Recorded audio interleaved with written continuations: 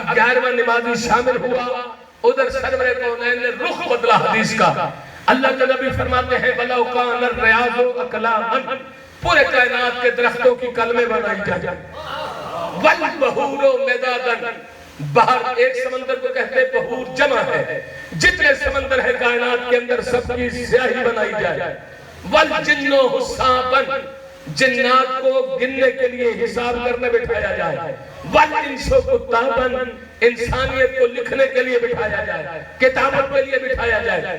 وَلَا أَحْصَوْا فَضَائِلُ رَكْعَةً وَاحِدَةً، یہ جو 11 بندے اللہ کی بارگاہ میں مل کر نماز باجماعت ادا کر رہے ہیں، یہ پوری کائنات مل کر بھی ان کا ثواب جمع کر کے لکھ نہیں سکتے۔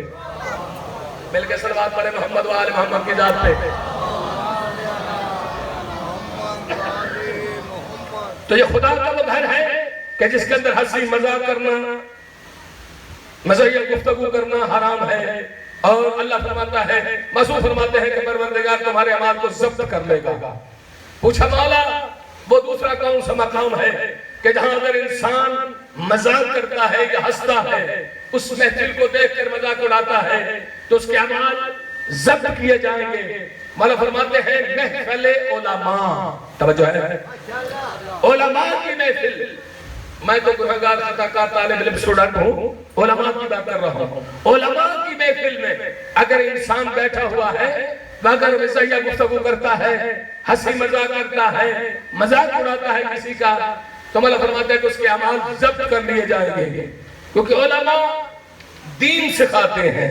توجہ ہے، علماء ہی نے بتایا ہے کہ تو مسلمان کیسے ہوا ہے، توجہ کیجئے گا۔ علماء ہی بتاتے ہیں تو پیدا جو ہوا ہے، پیدا ہونے کے بعد تیرے ساتھ کیا کیا جائے گا، اسلام کے اندر داخل تجھے کیسے کیا جائے گا، تجھے وضو کیسے کرنا ہے، تجھے نماز کیسے پڑھنی ہے، توجہ ہے میرے ساتھ، حج کے ارکان کیسے ادا کرنے ہیں۔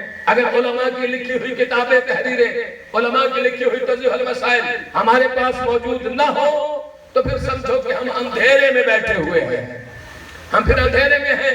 تو علماء کی قدر کرنی چاہیے۔ رسول خدا احمد مصطفیٰ محمد مصطفیٰ صلوات پڑھے مولا کی ذات پہ، ارشاد فرماتے ہیں کہ ایسا زمانہ آئے گا کہ جب علماء سے لوگ ایسے بھاگیں گے، ڈریں گے کہ جیسے بھیڑ بھیڑیے کے ڈر سے بھاگ جاتی ہے۔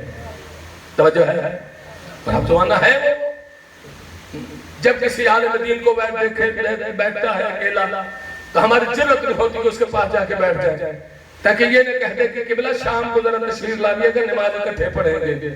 توجہ ہے، وہ بابا نماز کی دعوت دے گا نا، یا کوئی اور دعوت دے گا، یا وضو کا مسئلہ نہ حل کر لیں ہم ان سے بیٹھ کر، غسل کا مسئلہ نہ حل کر لیں۔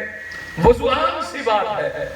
آپ جب نماز پڑھنے جائیں کسی مسجد میں دیکھیں، مسجد کے اندر خصوصاً نماز جمعہ کی میں مثال دیتا ہوں، بہت سارے لوگ وضو کر رہے ہوتے ہیں جمعہ کے دن، لیکن آدھے سے زیادہ لوگ وضو غلط کر رہے ہوتے ہیں۔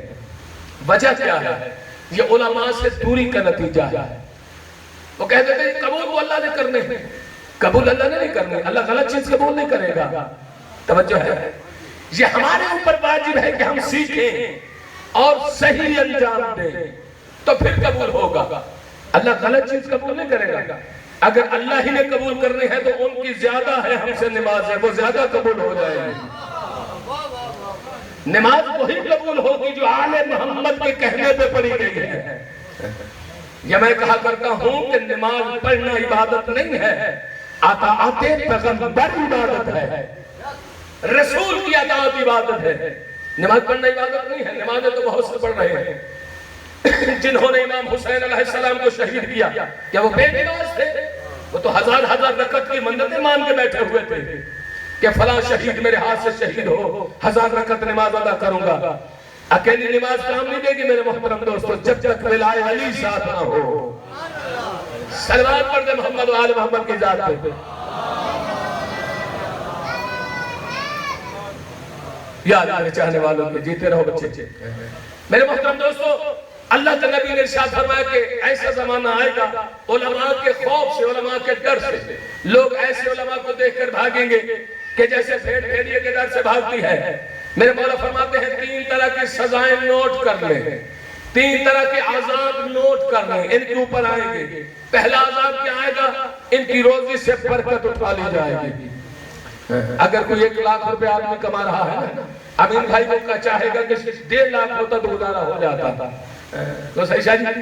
اگر کسی کے پاس 1.5 لاکھ ہے، وہ کہتا ہے 2 لاکھ ہوتا تو گزارا ہو جاتا تھا، 2 لاکھ ہے تو کہتا ہے 2.5 ہوتا تو گزارا ہو جاتا تھا۔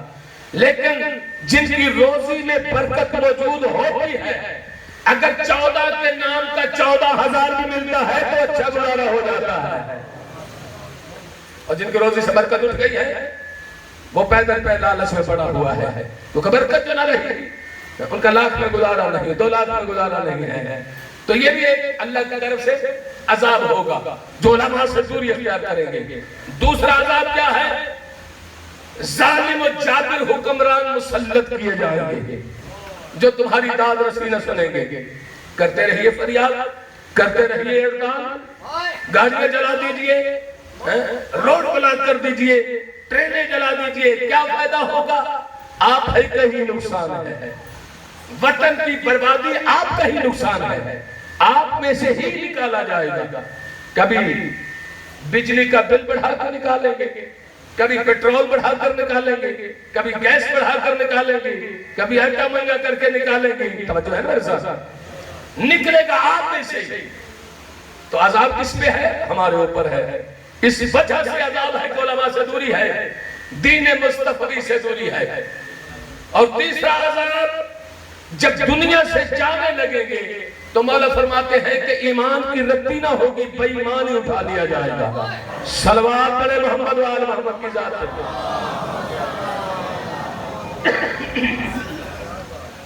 میں نے آپ کے سامنے سورہ زمر کی آیت نمبر 9 تلاوت کرنے کا شرف حاصل کیا ہے۔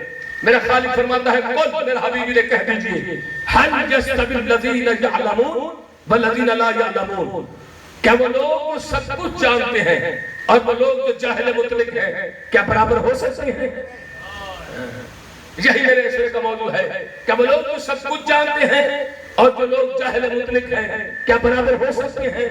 میں نے کل کی مجلس میں آپ سے گزارشات چند کی، متصل ہونے کے لیے جملہ کہہ رہا ہوں کہ کائنات میں اللہ انسانی زمین کو جھنجھوڑ کر اس سوال کا جواب طلب کر رہا ہے، جب کائنات کے اندر میں خالق نے کوئی چیز برابر بنائی نہیں، تم نے برابر سمجھا کیوں؟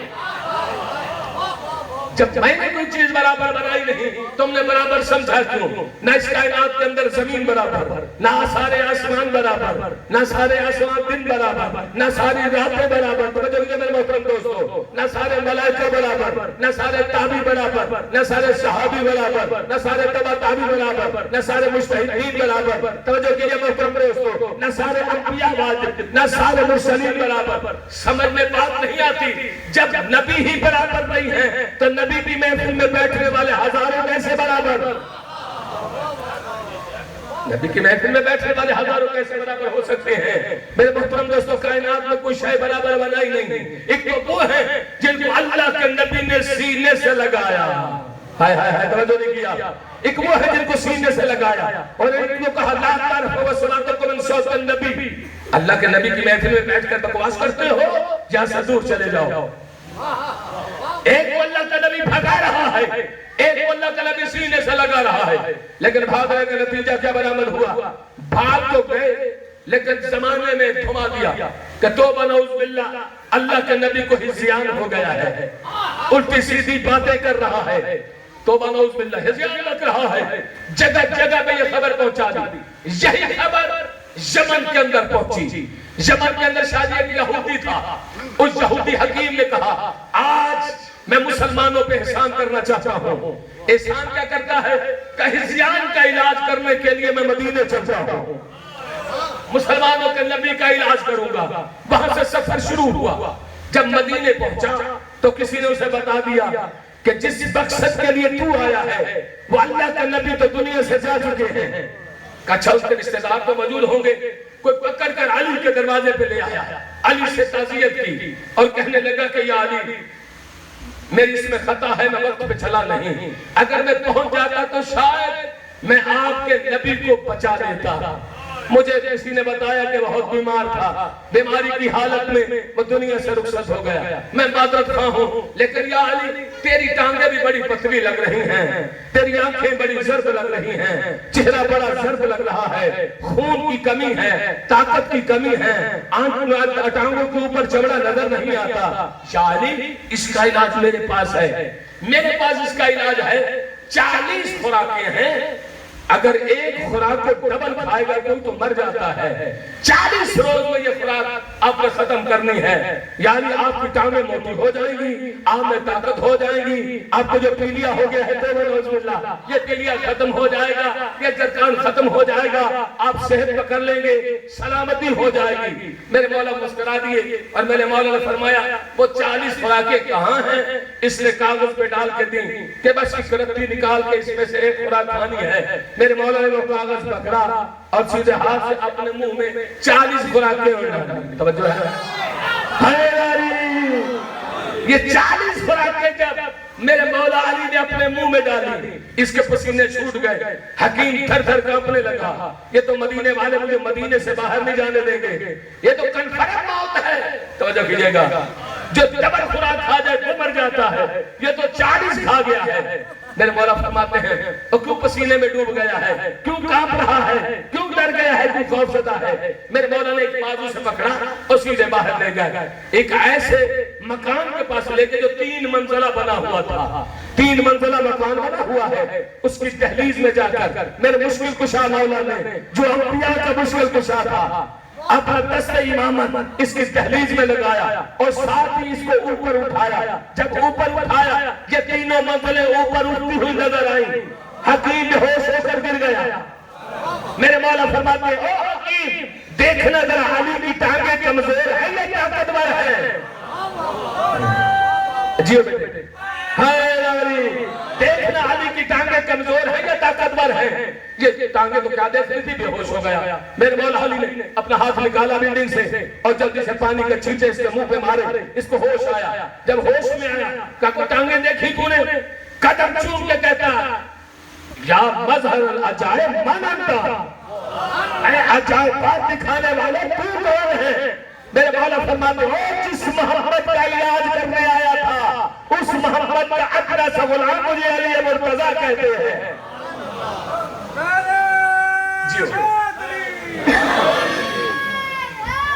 جیو بیٹے سلامت رہے، یا علی تیرے چہنے والوں کی خیر، ملاک کو حیاتی اقتدار عطا فرمائے۔ توجہ ہے میرے ساتھ؟ علی جیسا امام کائنات میں کسی کو نہ مل رہا، کیونکہ علی جیسا کوئی ہے تو نہیں دوسرا۔ ہم نے خدا کی قسم اپنے بچوں کو کبھی نہیں کہا کہ ان کے جلسے میں نہیں جاؤ، ان کے مجلس میں نہیں جاؤ، ان کے خطاب میں نہیں جاؤ، ان کے نعت پارٹی میں نہیں جاؤ۔ ہم اپنے بچوں کو کہتے ہیں ہر جگہ جاؤ، کیونکہ آپ کو یقین ہے کہ علی سے بڑھ کر کوئی ملے گا ہی نہیں، علی سے بڑھ کر کوئی ملے گا نہیں، علی کیا 14 سے بڑھ کر کوئی نہیں ملے گا۔ میرے محترم دوستو علی استبی الذین یعلمون والذین لا یعلمون، کیا عالم و جاہل برابر ہو سکتی ہے؟ عربی میں ایک محاورہ ہے کل شیء منحصر باربعۃ وجود، کائنات کے اندر جتنی چیزیں خالق نے پیدا کی ہیں اس کے 4 وجود ہوتے ہیں۔ کوئی سی بھی چیز ہے چاہے وہ جمادات میں سے ہے، حیوانات میں سے ہے، انسانوں میں سے ہے اور حیوانوں میں سے ہے، چاہے وہ پانی کا گلاس کیوں نہ ہو اس کے بھی 4 وجود ہیں۔ ایک وجود حقیقی ہوتا ہے، ایک وجود ذہنی ہوتا ہے، ایک وجود مکتوبی ہوتا ہے، ایک وجود ذکری ہوتا ہے۔ بس اگر مجھے پیاس لگی ہو میں شاید سے کہوں شاید پانی کا گلاس مجھے پلائیے، لا کے رکھ دے سامنے میرے، 10 دس سے باہر پڑا ہوا ہے، لیکن میں اس کو پہلے وجود سے استعمال کرتا ہوں، یعنی اگر ذہن میں سوچتا ہوں اس پانی کے بدلے میں تو میری کیا پیاس بجھ جائے گی؟ جتنا مرضی سوچتا رہو پیاس بڑھتی ہی چلی جائے گی۔ چلو دوسرا وجود استعمال کرتے ہیں، لفظ قرآن کو لکھنا شروع کرتے ہیں، کاپی ختم ہو جائے گی، رجسٹر ختم ہو جائے گا، پیاس بڑھتی ہی چلی جائے گی۔ چلو تیسرا وجود استعمال کرتے ہیں، لفظ پانی کا ذکر کرتے ہیں، میں پانی پانی کرتا رہوں گا لیکن پیاس بڑھتی ہی چلی جائے گی، پیاس کم نہیں ہوگی۔ چوتھا وجود ہے حقیقی، یعنی حقیقت میں پانی کو اٹھا کے پیوں گا تو میری پیاس چلی جائے گی، تو ثابت ہو گیا پہلے تینوں بیکار۔ بابا وجود کی بات ہو رہی ہے، سلامت رہو، پہلے تینوں بیکار چوتھا وجود کارآمد ہے. میں ہر مقام پہ چوتھا ہی تو کارآمد رہا ہے. چوتھا وجود کارآمد ہے، لیکن کائنات کے اندر ایک ایسی ہستی دکھاتا ہوں جس کے یہ چاروں وجود کارآمد ہے. وہ کون سی ہستی ہے؟ عقلی میں امامت کا پہلا تاجدار، ابو طالب کا لخت جگر، علی ابن ابی طالب، شیعان حیدر کرار کا پیر و مرشد. اگر علی کو پہلے وجود میں دیکھنا ہے، یعنی علی کو دماغ میں سوچنا ہے، تو اللہ کا نبی فرماتے ہیں حب علی یأکل الذنوب کما تأکل النار الحطب. ارے علی کو سوچ کے دیکھو، علی کو سوچ کے دیکھو، تمہارے گناہوں کو اس طرح چلا کر خاص کر دیا جائے گا جیسے خوش لکڑی کو آگ جلاتی ہے.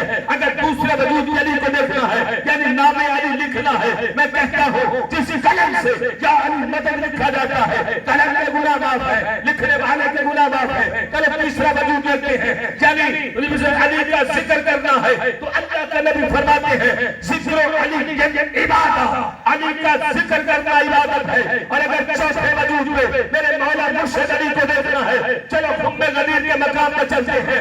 1,40,000 صحابہ کرام کا مجمع ہے. خم غدیر کے مقام پہ میرے محترم دوستو پلانوں کا منبر بنا کر علی کے دونوں بازو بلند کیے ہوئے ہیں. اللہ کے نبی فرماتے ہیں جو دیکھ نہیں سکتے وہ سن لو، جو سن نہیں سکتے وہ دیکھ لو. من کن کو بالا ہو بہادا علی مولا، جس کا بھائی مولا تھا آج کے بعد اس کا علی مولا ہے.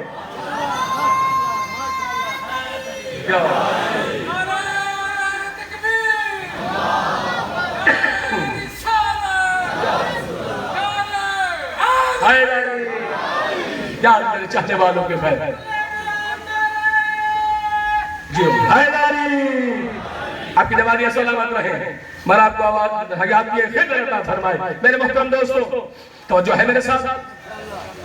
خم غدیر کے مقام پر چل کے دیکھتے ہیں علی نے کس کا بازو اٹھا کے دکھایا ہے.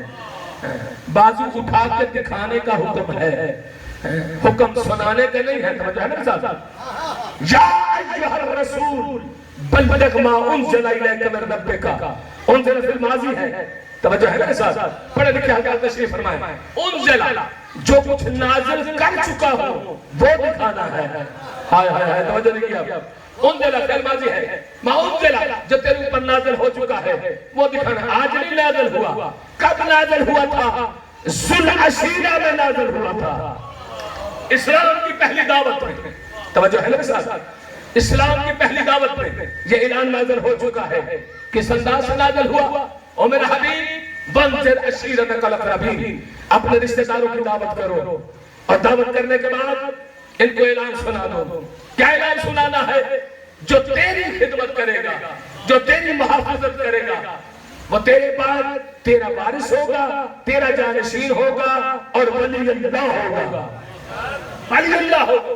یہ دعوت ذوالعشیرہ کی دعوت ہے. اس دعوت کو پروان چڑھایا یہ آخری خطبے میں. دعوت ذوالعشیرہ میں اللہ کے نبی نے 40 رشتہ داروں کو بلایا. ایک رشتہ دار ایک بکرا کھاتا تھا. توجہ ہے. ایک بکرا ایک آدمی کھاتا تھا، لیکن اس کے لیے 40 بکرے چاہیے نا. لیکن اللہ کے نبی نے کیا پکایا؟ ایک بکری کی ران، ایک بکری کی ٹانگ. بھائی 40 آدمی کھا کھا کے سیر ہو گئے اور بکری کی ٹانگ ختم نہیں ہو رہی. ابو جہل کھڑا ہو کے کہتا ہے میں نے تجھے پہلے کہا تھا تمہیں کہ میرا بھتیجا سب سے بڑا جادوگر ہے. دیکھا اس ساحر کی بات کس انداز سے جادو کیا ہے. ہم ایک بکرا کھانے والی قوم، یہ ہم سے ایک ران بکری کی ختم نہیں ہو رہی. چلو بغیر سنے سنائے بھاگ چلو. بس بھاگ گئے. اللہ کے نبی نے جاتے جاتے اعلان تو کر دیا کہ یاد رکھو میرا ساتھ دے گا، میرے بعد میرا جانشین ہوگا، میرا وارث ہوگا، میرا خلیفہ ہوگا. توجہ کیجئے گا. دوسرے دن پھر دعوت سجائی، پھر یہی معاملہ ہوا. اللہ کے نبی نے کا اعلان کر دیا دیکھو دنیا والے 40 آدمی سے کہا کہ دیکھو 40 کا 40 سردار تھے. دیکھو اللہ کے نبی فرماتے ہیں میرے بعد وہی میرا جانشین ہوگا، وہی میرا وارث ہوگا، وہی ولی اللہ ہوگا. یاد رکھو. پھر سنی کر کے بھاگ گئے. تیسرے روز جب بھاگنے لگے کیونکہ تینوں روز ایک 10 سال کا بچہ کھڑا ہوتا تھا. تینوں روز 10 سال کا بچہ کھڑا ہوتا تھا، یا رسول اللہ لبیک میں علی حاضر ہوں، یا رسول اللہ لبیک میں علی حاضر ہوں۔ تیسرے روز ادھر مصطفیٰ کا خطبہ ختم ہوا، یہ جا رہے تھے، پشت سے آواز دے کر علی نے کہا اب جا تو رہے ہو سنی انسنی کر کے، لیکن ایک بات مجھ علی کی بھی سنتے جاؤ، ایک بات مجھ علی کی بھی سنتے جاؤ۔ تینوں روز میں علی نے کھڑے ہو کر اطمینان دلایا ہے، یا رسول اللہ میں آپ کی حفاظت کروں گا، یا رسول اللہ میں آپ کا ساتھ دوں گا، یا رسول اللہ میں آپ کی حفاظت کروں گا، اور یاد رکھنا جو آج محمد کی طرف بڑھا آج کے بعد علی اس کی ہڈیاں توڑ لے گا۔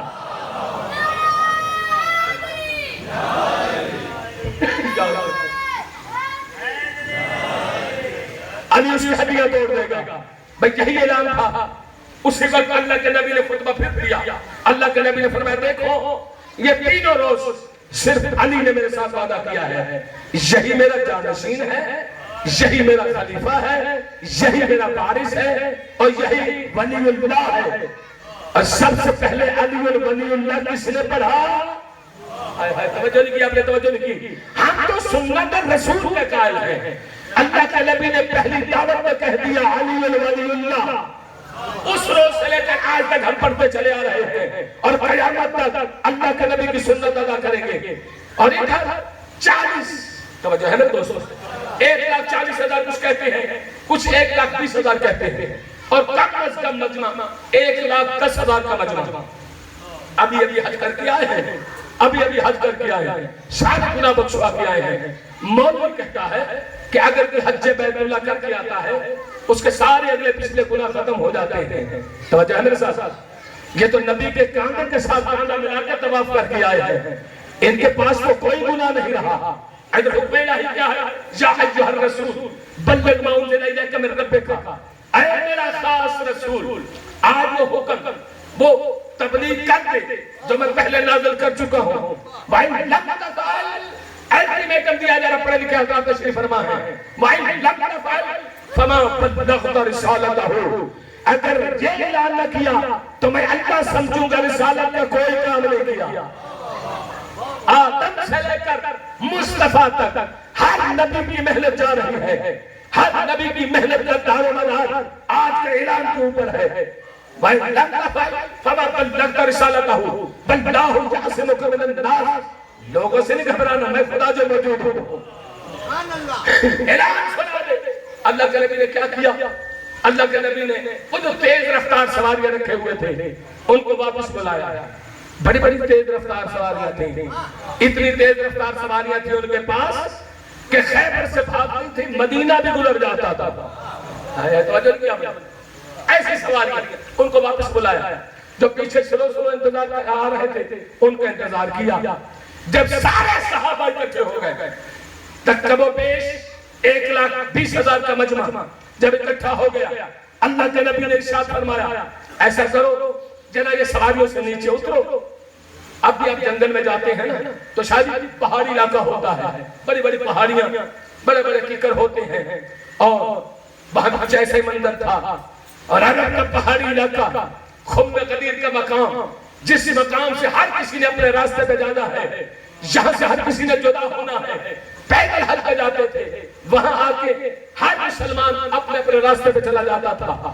اس چڑھائی پہ کھڑے ہو کر اللہ کے نبی نے فرمایا اپنے پلانوں سے محملوں سے نیچے اترو، یہ جھاڑیاں صاف کرو۔ توجہ ہے؟ جھاڑیاں صاف کرو۔ میں کہتا ہوں یا رسول اللہ 2-4 گھنٹے کا جو خطبہ ہے آپ سنا دیجئے، کوئی جھاڑی کے سائے میں کھڑا ہو کر سن لے گا، کوئی پلانے کے سائے میں کھڑا ہو کر سن لے گا، آواز آئے گی خاموش ہو جاؤ۔ ایسا زمانہ آئے گا جو لوگ کہتے گے کہ ہمارے پیر نے علی کا ہاتھ تو دیکھا ہی نہیں تھا، وہ جھاڑی کے پیچھے تھا۔ ارے بڑے افسوس کی بات ہے، بڑے افسوس کی بات ہے، کسی کو علی جھاڑی کے پیچھے نظر نہیں آتا، ارے کسی کو علی داڑھی کے پیچھے نظر نہیں آتا۔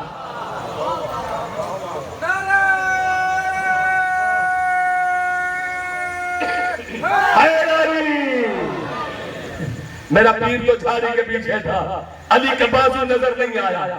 کاٹو جھاڑیاں، اب جھاڑیاں کٹ گئی۔ اب اللہ کے نبی نے دوسرا حکم سنایا ایسا کرو یہ خاص خاص پلانے اتارو. ہائے ہائے ہائے آپ تو سمجھ رہے ہیں, بڑے باشعور مجمع ہے میرے پاس. خاص خاص پلانے اتارو, خاص خاص پلانے. 1,20,000 پلانا کیا کرنا ہے؟ بنانا تو ممبر ہے. خاص خاص پلانے یا یوں کہہ دو اشارتاً ایسے پلانے اتارو جو علی کا نام سنتے ہی چلے جاتے ہیں. نہ پلانا ملے گا نہ جائے گا. آج علی کی بلا کا اعلان ہے. پلانے اتر گئے. جب پلانے اتر گئے پلانوں کا منبر بنایا گیا, بہت بڑا منبر. اللہ کا رسول منبر کے اوپر آئے اور اپنے خاموش طبیعت مجمع کو دیکھا. توجہ ہے بابا, گرمی کا موسم اور ایسا شدید گرمی کیونکہ اوپر بھی ابھی تو سر میں ڈبا کے آئے ہیں, اوپر سے بھی گرمی نیچے سے بھی گرمی. ہائے ہائے توجہ نہیں کیا آپ نے. اور علماء لکھتے ہیں اس کنڈیشن کی اب آئے لے کر بیٹھے تھے. یہ میری ابا ہے, سر کے اوپر بھی نہیں ہے, قدموں کے نیچے بھی ہیں اور گردنیں جھکی ہوئی ہیں, آنکھیں بند ہیں, خطبہ غدیر کا سننے آئے بیٹھے. ہائے ہائے ہائے توجہ کیجیے گا. آنکھیں بند ہیں, گردنیں جھکی ہوئی ہیں, سروں پہ آئے ہیں. اللہ کے نبی منبر پہ آئے, عجیب طرح کا مجمع دیکھا. جب گردنیں جھکی ہوئی ہیں میں کہا کرتا ہوں سوچا ہوگا رسول نے جب اسی کنڈیشن میں خطبہ دینا تھا جھاڑیاں کٹوانی تو فضول ہو گئی. جب گردنیں جھکی ہوئی ہیں, سر پہ آئے ہیں, تو بس جھاڑیوں کو کٹوانے کا فائدہ کیا ہوا؟ اللہ کے نبی نے فرمایا یا ایھا الناس تنزلوا فوق من رؤوسکم, یہ سروں سے چادریں اتارو, سروں سے چادریں اتارو. بھائی سروں سے چادریں اتر گئی. اب سروں سے چادریں تو اتر گئی, گردنیں جھکی ہوئی ہیں, آنکھیں گرمی کی شدت کی وجہ سے بند ہیں. پھر اللہ کے نبی نے دوسرا جملہ ارشاد فرمایا یا ایھا الناس ارفعوا رؤوسکم, اے لوگوں سر اٹھاؤ. اب سر تو اوپر اٹھ گئے لیکن آنکھیں گرمی کی شدت کی وجہ سے بند ہیں. پھر اللہ کے نبی نے تیسرا جملہ ارشاد فرمایا یا ایھا الناس انظروا الی, انظروا الی, مجھ محمد کی طرف دیکھو. علامہ جلال الدین سیوطی بھی لکھتے ہیں, ہمارے مورخین بھی لکھتے ہیں عجیب منظر تھا, عجیب منظر تھا. جب بند آنکھیں اچانک کھلی, کیا منظر دیکھا؟ علی کو آگے پایا, محمد کو پیچھے پایا. جی شہید سلامت رہے. علی سلامت رہو. میرے محترم دوستو عجیب منظر دیکھا, بند آنکھیں اچانک کھلی, علی کو آگے پایا, مصطفیٰ کو پیچھے پایا. عجیب منظر تھا. ادھر اللہ کے نبی نے پھر بھی جملہ بولا, ارشاد فرماتا چوتھا جملہ یا ایھا الناس اتریدون اریکم الحق, کیا چاہتے ہو کہ آج محمد حق دکھائے؟ جیسے آگے سے ماشاءاللہ کی آواز آئی ہے نا, وہاں بھی ایسے ہوا تھا. پچھلے خاموش تھے, توجہ ہے میرے ساتھ, اب وہاں بھی خاموش تھا پچھلے.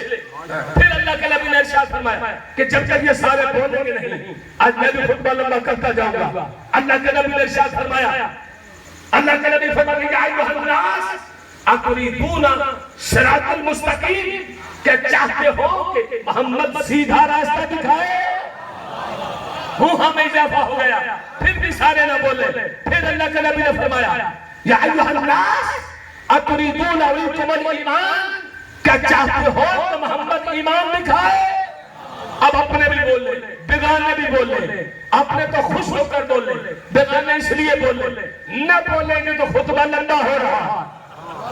اب تو سارے بولے. کوئی کہتا ہے یا رسول اللہ صراط مستقیم دکھائیے, یا رسول اللہ کل ایمان دکھائیے, یا رسول اللہ ہمیں حق دکھائیے. اب اللہ کے نبی نے جب سارا مجمع متوجہ ہوا, اللہ کے نبی نے علی کے دونوں بازو بلند کیے, اتنے بلند کیے. جلال الدین سیوطی لکھتے ہیں کہ بغلوں کی سفیدی تک نظر آ رہی تھی. اتنے بلند کرنے کے بعد اللہ کے نبی فرماتے ہیں جو دیکھ نہیں سکتے وہ سن لو, جو سن نہیں سکتے وہ دیکھ لو. من کنت بالا ہو فہذا علی مولا, جس چیز کا میں مولا تھا آج کے بعد اس کا یہ علی مولا ہے.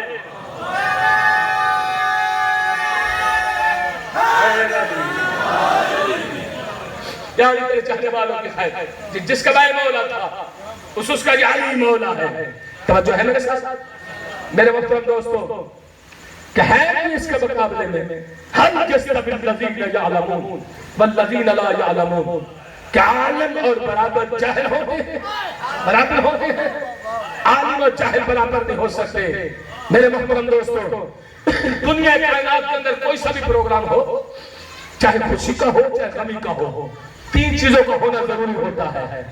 تین چیزوں کا ہونا، سب سے پہلے تو پانی کا ہونا ضروری ہے۔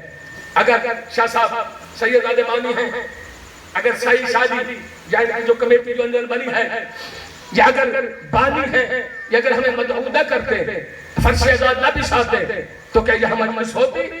نہ ہوتی، کیونکہ بانی تیار ہی نہیں ہے۔ اور دوسری چیز خطیب کا ہونا ضروری ہے۔ میں نہ ہو تو کوئی اور ہوتا، خطابت تو ضرور ہوتی تھی، اگر خطابت نہ ہوتی پروگرام نہ ہوتا۔ اور تیسری چیز موضوع کا ہونا ضروری ہے، جہاں جشن نہیں کروایا جا رہا، یہ کالے پردے نشانی ہے غم شبیر کی، مجلس سے ادا ہو رہی ہے۔ مجلس کے لیے زہرا کے لال کا پرسا دینے آئے ہیں، مجلس کے لیے بیٹھے میرے محترم دوستو، یہ جشن نہیں ہو رہا، لیکن یہ تین چیزیں ہونا ضروری ہے۔ پہلے کے پروگرام کے لیے تین چیزوں کا ہونا ضروری ہے، بانی کا ہونا ضروری ہے، اور اس مقام پہ خطیب کا ہونا ضروری ہے، موضوع کا ہونا ضروری ہے۔ ذرا ان تینوں چیزوں کو اٹھائیے، خم غدیر کی چرنگی پہ لے جائیے۔ توجہ کیجئے، وہاں دیکھیے پانی کون ہے جو فرماتا ہے یا ایھا الرسول بلغ ما انزل الیک من ربک وان لم تفعل فما بلغت رسالتہ، جو خالق دو جہاں پانی ہے۔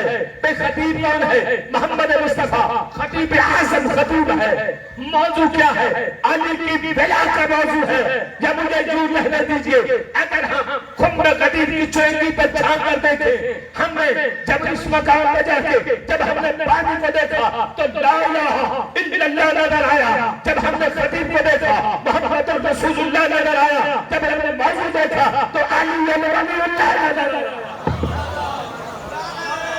جیو سلام جان تیرے چاہنے والوں کو خیر ہے علی، کہ یہ برابر ہے۔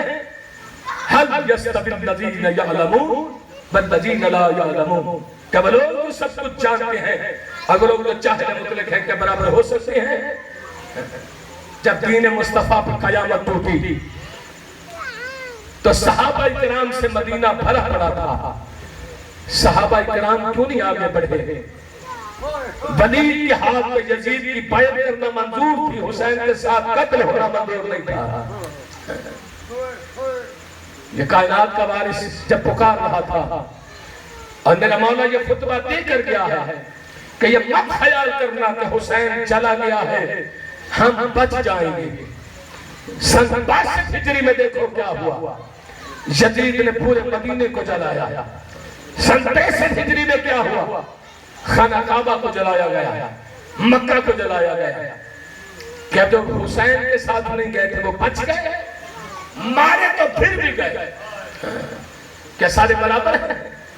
لیکن حسین کے ساتھ جو 72 گئے ہیں، ایسے 72 ہیں، یا یوں کہا کرتا ہوں میں، بڑا اچھا جملہ کسی نے لکھ کے بھیجا مجھے کہ یزید اتنا ڈرپوک تھا کہ 36 ملک کا بادشاہ، دس ٹائم 52 ملک کا بادشاہ ہے، 52 ملک کا بادشاہ، لیکن ہر جگہ مانگ رہا ہے آجو مجھے بچا لو، آجو مجھے بچا لو۔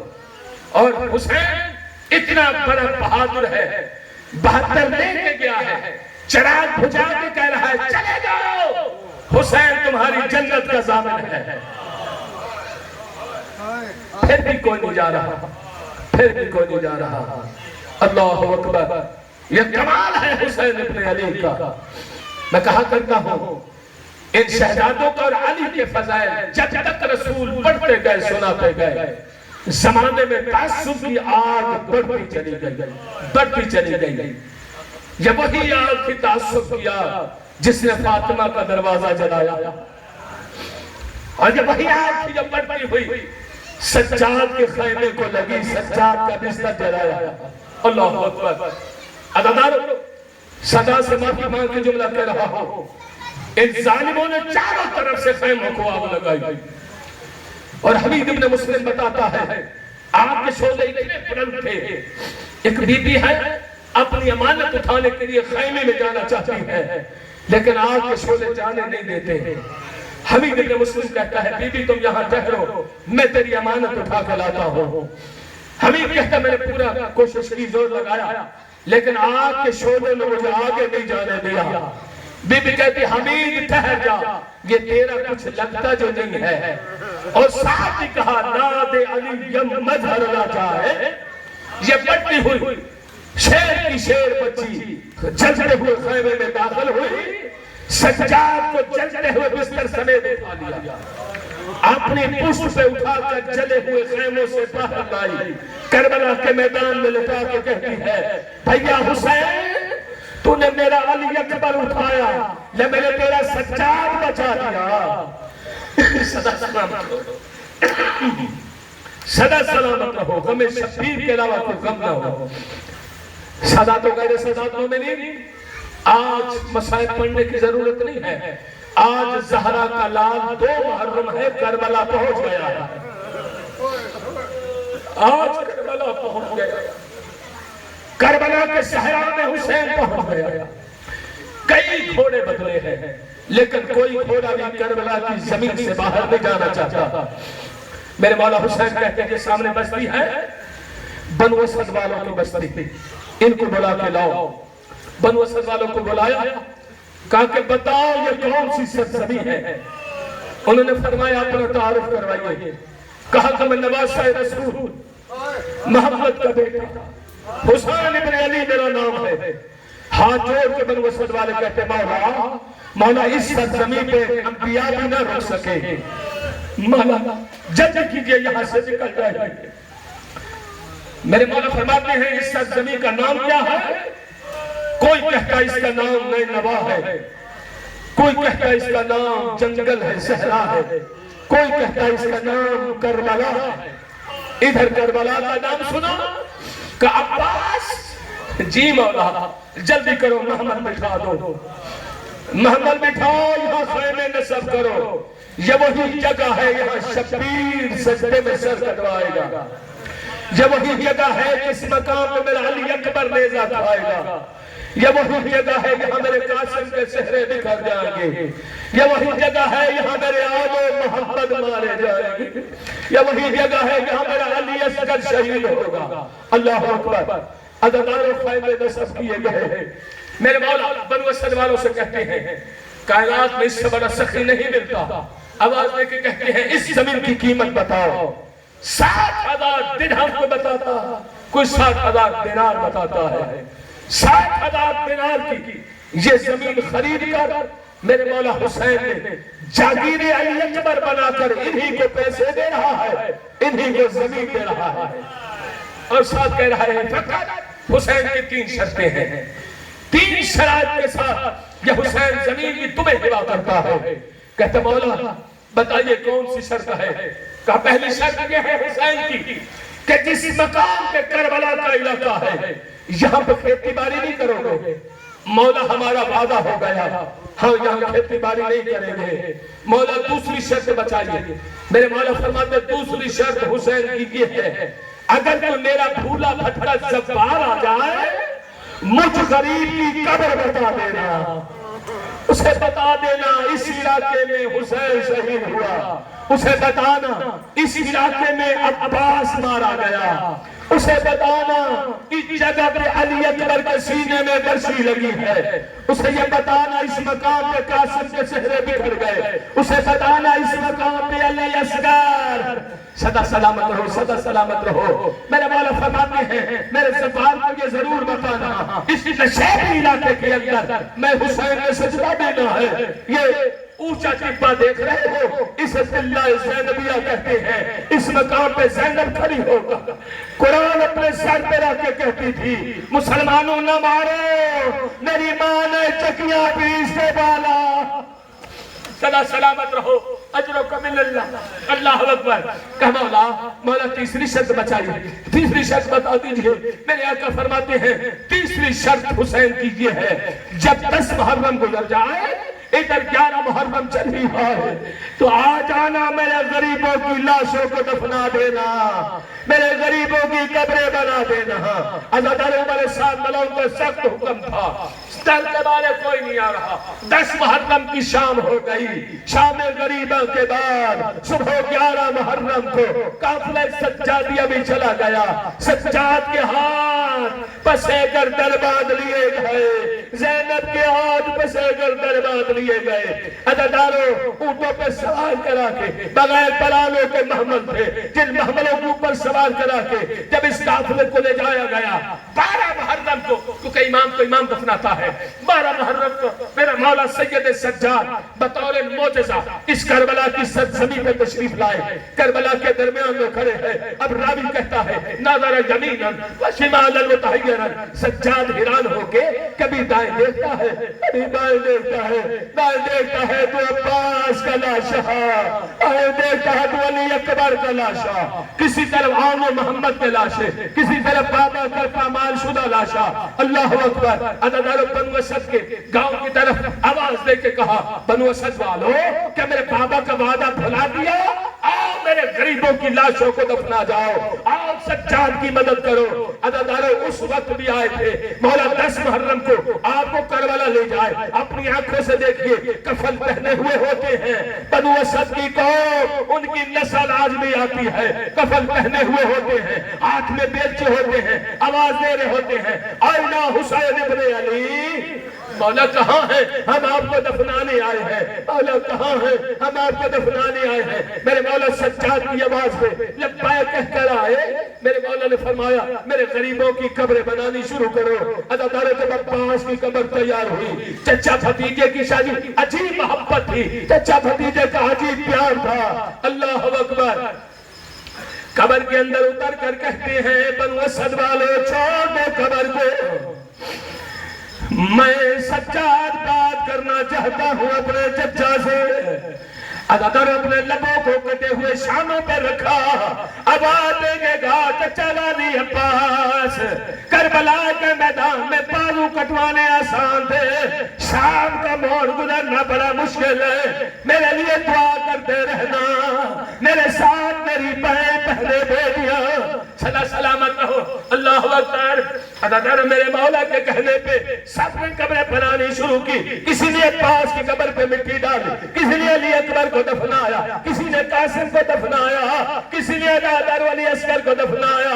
اچانک میرے مولا کی بارگاہ میں آتے ہیں، ہاتھ جوڑ کے کہتے مولا ساری قبریں تیار ہو گئی، سب کو دفنا دیا، ایک ایسا لاشا ہے غریب الوطن ہے جس کا در اٹھاتے ہیں سینہ رہ جاتا ہے، سینہ اٹھاتے ہیں در رہ جاتا ہے۔ سجاد ماتم کر کے کہتا ہے چھوڑ دو میرے بابا مظلوم حسین کا لاشا، میں خود دفنا دوں۔ لعنت اللہ علی الظالمین، سیعلم الذین ینتسبون الیہ۔